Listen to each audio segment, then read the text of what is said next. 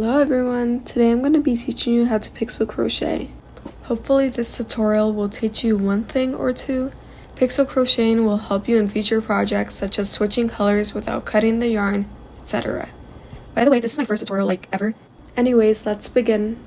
Okay, this is a pixel grid I'll be using, and each pixel grid has a number of chains as the length and height, and each one of these little boxes are single crochets.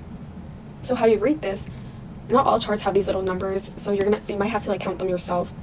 So I feel like this is a very good graph to start with, because let's say you start here and then you crochet 20 chains, and then you end up at your start of the second row, and then you go all the way here with white, and that's essentially how you're gonna go. It's like a snake pattern going like this way.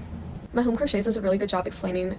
She explains how the graph goes from left to right and how you read it, so if you want to check that out, you can. I'll link it below. It's so right because each time you chain one and turn, you're going to be ending up at the opposite row. So the way you change colors is pretty simple. You count the chains before you change the colors. So it's 1, 2, 3, and then at this third one, I'll be doing a little showcase. To change colors, pretend you're going to do a single crochet. Insert your hook, yarn over, and then stop. You have these two hooks, and that's how you know you're on the right path. Get your second color, loop that around your hook, and pull through.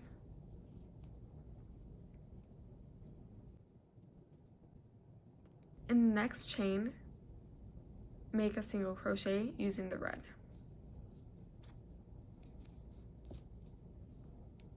And to that, you changed colors.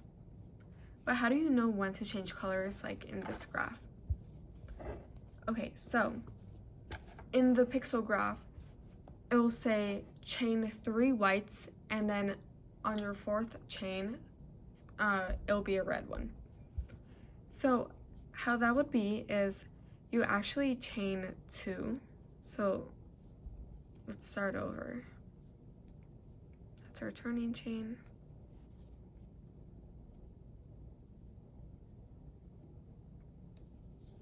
1, 2. If we need 3 whites, we change the color in the last current color we're working in. For example, we need 3 whites, but the third one will be our changing stitch. So start it off as a single crochet, put that on the side, get your red color or your second color, and loop that around.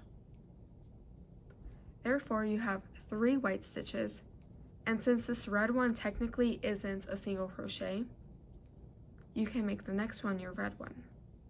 So,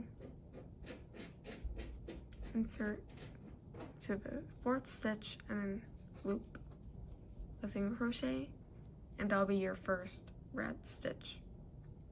So you can see 1, 2, 3, same as the graph, 3 whites, and then that would be your 4th and first red stitch.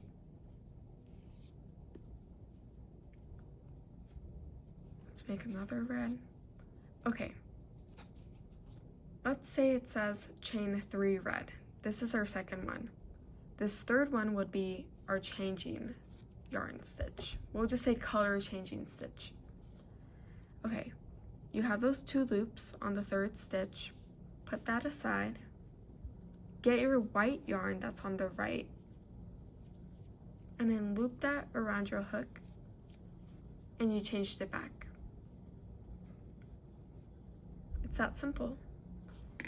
And then you can start making designs like these, and then add it onto bags, tote bags, bucket hats, anything you want to do. This is such an important technique in the crochet community, and I feel like everyone should practice it. And you can see mine is still pretty choppy. The bigger the ratio of the graph, the pixel graph is, the more cleaner it'll look, because on the small ones you can still see the white imperfections or whatever, but it won't be as noticeable on the big ones. That's kind of it for this video. I wanted to do something super simple because this is one of my first videos just explaining, and this is my first time talking on camera, so I think it's pretty obvious that I'm not that experienced. But I really hope I can communicate faster and I don't have to stutter as much because I do have a stuttering problem.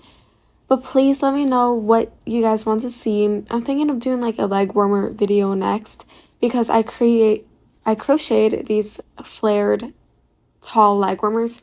Not the short ones, but the ones that are above your knee. I'll put a picture, but let me know if you guys want to see that. I can also try making patterns and follow me on Instagram. This is solely for crochet purposes. It's what's my username? @bliss_patterns. Love y'all. Bye.